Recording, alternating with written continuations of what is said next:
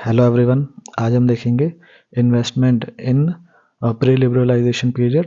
तो इन्वेस्टमेंट को हम कैपिटल फॉर्मेशन भी कहते हैं। तो इन्वेस्टमेंट के दो कंपोनेंट होते हैं, ग्रोथ फिक्स्ड कैपिटल फॉर्मेशन और दूसरा कंपोनेंट होता है इन्वेंट्री इन्वेस्टमेंट, जिसको हम चेंज इन स्टॉक भी कहते हैं। अब हम इन दोनों को एक एक करके देखते हैं। तो जो ग्रोथ फिक्स्ड कैपिटल फॉर्मेशन है, इसमें तीन कंपोनेंट हैं। बिजनेस फिक्स्ड इन्वेस्टमेंट जो कि प्राइवेट सेक्टर करता है, रेजिडेंशियल कंस्ट्रक्शन इन्वेस्टमेंट जो कि हाउस होल्ड्स करते हैं, और पब्लिक इन्वेस्टमेंट जो कि गवर्नमेंट करती है। और चेंज इन स्टॉक्स में हम देखते हैं change in stock of finished goods, semi finished goods and raw material.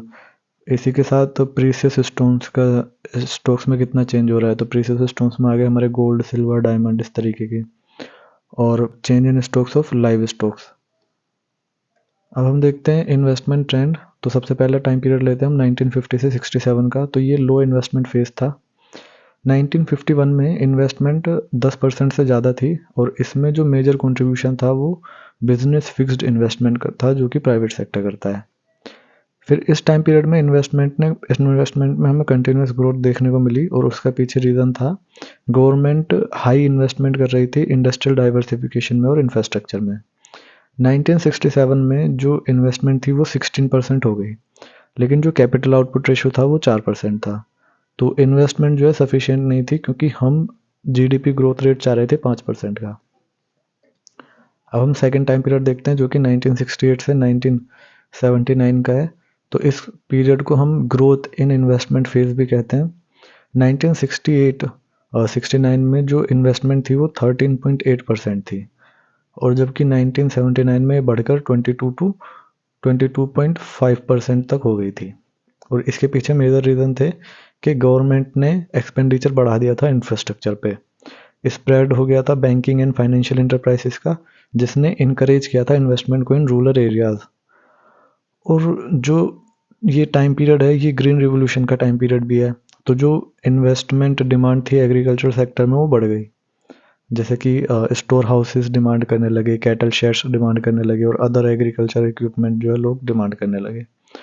तो 1979 तक क्राउडिंग इन हमें देखने को मिल रही थी semi urban and rural areas में। अब हम तीसरा टाइम पीरियड देखते हैं, जो कि 1980 से 1985 का है। इस पीरियड को हम पीरियड ऑफ स्टैग्नेशन भी कहते हैं इन्वेस्टमेंट में। और उसके पीछे रीजन ये थे कि जो 1970s के अंत तक स्लो डाउन और रिसेशन देखने को मिल रहे थे, तो इसने इम्पैक्ट कर दिया था सेंटिमेंट्स को इन्वेस्टर्स के, जिसकी वजह से लेस ग्रोथ देखने को मिल रही थी इन्वेस्टमेंट में। दूसरा रीज़न ये था कि फर्म्स ने एक्सेस कैपेसिटी को डेवलप कर लिया था, और अब वो जो है रिलक्टेंट थे इन्वेस्ट करने के लिए, और जब तक उनकी जो एग्जिस्टिंग कैपेसिटी थी वो यूज़ ना हो जाए। और गवर्नमेंट ने अपना फोकस शिफ्ट कर दिया था टुवर्ड्स पॉवर्टी एलिवेशन।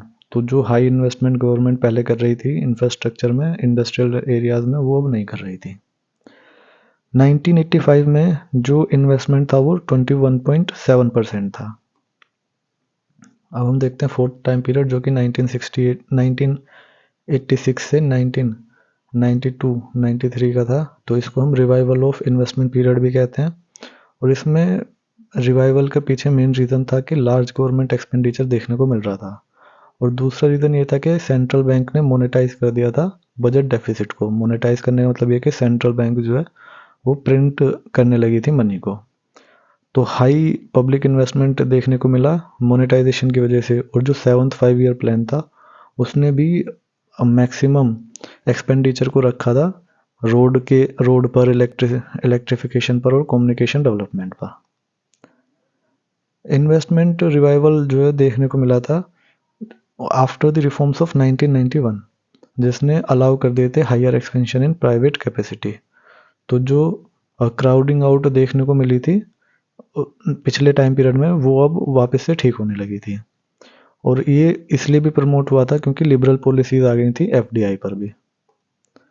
तो इसका एक रफ ग्राफ समझने के लिए अगर हम देखें, तो 1951 में 10% से थोड़ा ज़्यादा इन्वेस्टमेंट ग्रोथ थी जीडीपी की, और वो 1967 तक 16% हो गई थी। लेकिन फिर 68 पीरियड में वो 13.5 थी। 75 तक वो 22% के अराउंड पहुंच गई थी, और 85 में वो 21.7% थी। और उसके बाद फिर हमें देखने को मिला था revival of investment. Thank you.